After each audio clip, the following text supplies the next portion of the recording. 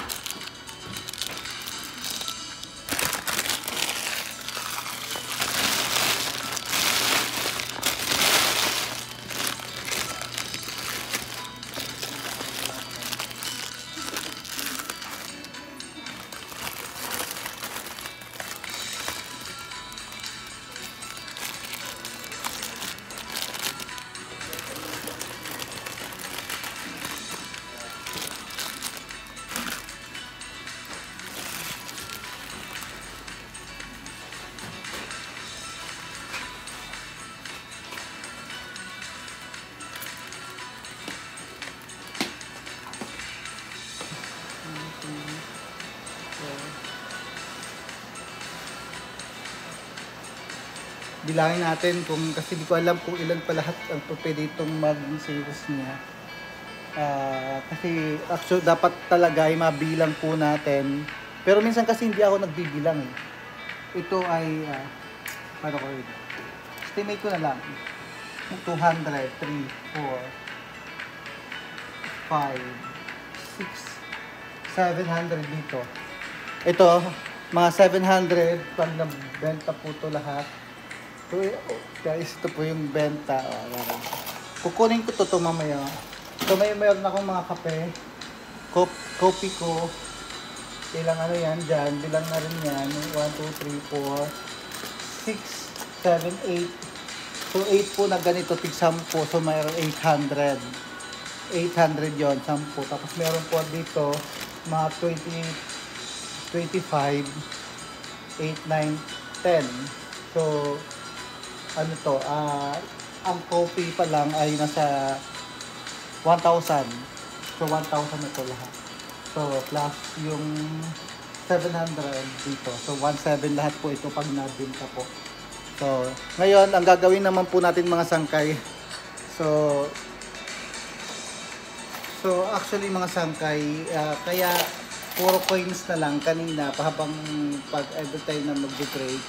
Pag nag-check po ako kung mayroong papel, may mga bills na papel, ano po, kinukuha na po natin yon kasi baka mawala at biglang maglaho na parang bula. Kaya ito na lang natira.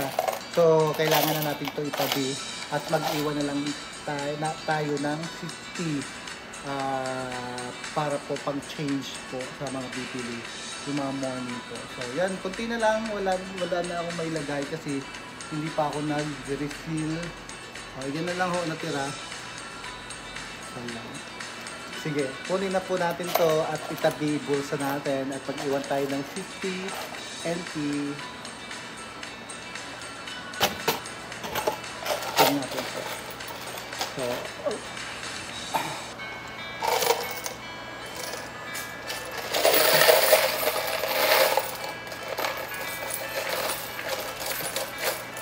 tig 10 NT, 1 NT. So, yan. So, wait lang. Wala tayong plastic eh. ang gagawin ko, bubulsa ko na, ibubulsa ko na lang dito.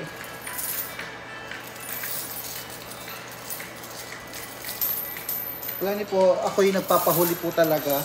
Pag uwian na, gusto ko nahuhuli ako kasi ayusin ko yung yung laman na aking latter.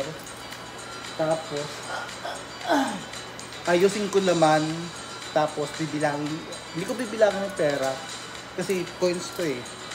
Plano ko na, tatabi ko na lang siya at mag-iiwan na lang ako ng panukli, parang ganun. Mga 50 lang. So, yan. Pero lalagay ko lang to sa bulsa ko. Tapos, bali, ang gagawin ko, yung nakuha ko na harvest natin na coins, ay sasama po natin sa mga coins po na nandoon po sa bahay, sa doon. So, yan. 2, 4, 6, 8, 10, 2, 4, 6, 2, 4, 6, 8, 10, 2, 4, 6, 10.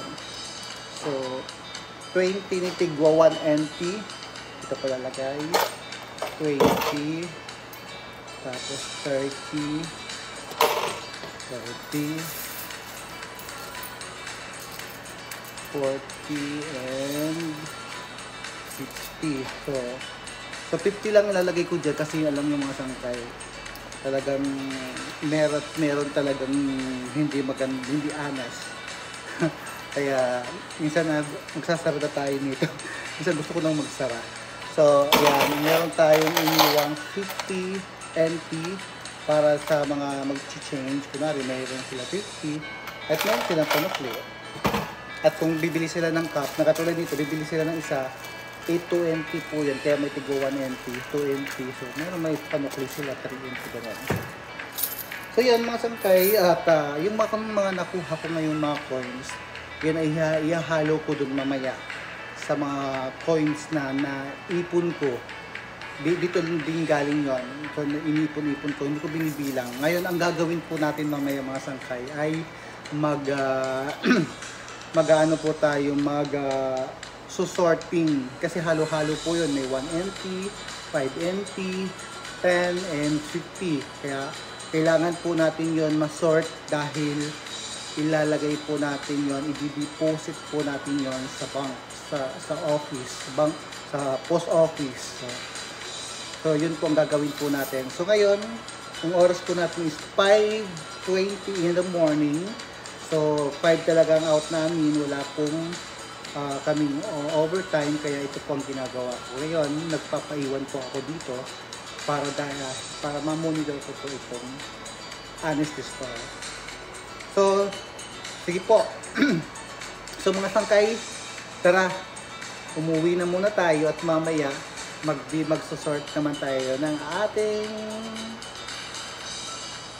mga coins. Kaya, bye-bye.